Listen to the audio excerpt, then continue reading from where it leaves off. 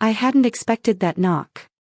It came late on a Saturday afternoon, just as the rain had settled into a steady rhythm against my windows. I was curled up on the couch with a blanket and a half-read book when the sound echoed through the house, a firm, deliberate knock, not the casual kind you'd hear from someone selling something or leaving a flyer. When I opened the door, I found a stranger standing there. He was tall, with dark hair plastered to his forehead from the rain, water dripping down his jacket. His smile was faint, almost hesitant, but there was a warmth in his eyes that disarmed me in an instant. "Hi," he said, clearing his throat. "Sorry to bother you. I'm a friend of your neighbor, Emily. She told me to meet her here, but, he lifted his phone and showed me the black screen. Dead battery. And the rain isn't exactly making things easy." I froze for a moment. Emily lived in the house next door. We weren't best friends, but we were friendly, borrowed sugar once or twice, exchanged holiday cookies, waved when our paths crossed. I'd never heard her mention anyone like him. Still, his soaked clothes and the storm outside left me with little choice. "Come in," I said finally, stepping aside. "Emily should be home soon, I think." "Thanks. I really appreciate it," he said, relief flashing across his face as he stepped past me into the living room. I hurried to the kitchen to put the kettle on, telling myself I was being neighborly. But when I came back with 2 steaming mugs of tea, I found him standing by my bookshelf, running his fingers lightly along the spines of the novels. "Nice collection," he said with a small smile. "I'm Jake, by the way." "Megan," I replied, setting the mugs down on the coffee table. When he turned back toward me, I noticed the way his smile softened, like he was seeing me for the first time and not just the space I lived in. It was disarming.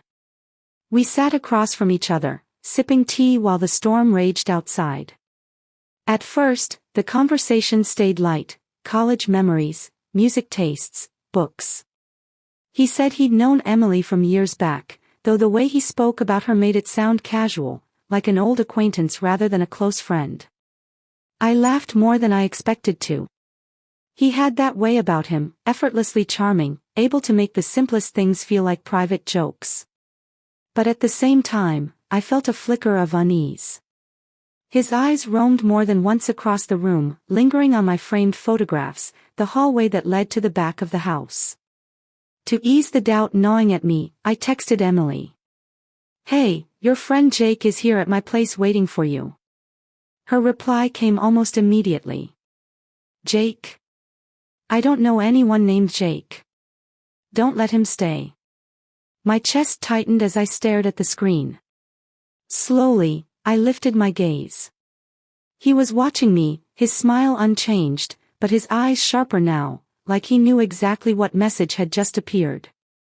"Everything okay?" he asked. I forced a smile, though my hands trembled against the mug. "Yeah. Just work stuff." He leaned back against the couch, studying me in silence.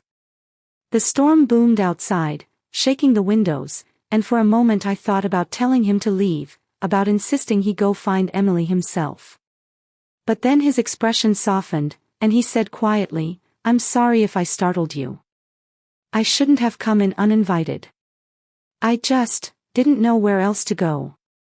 There was something in his tone, vulnerability, maybe, or weariness, that pulled at me in a way I couldn't quite resist. He didn't look dangerous. He looked lonely. And something about that stirred an ache in me I didn't realize had been sitting there, quietly waiting for someone like him. So instead of asking him to leave, I asked, "Do you want to stay until the rain lets up?" His smile returned, softer this time. "I'd like that." The hours slipped by.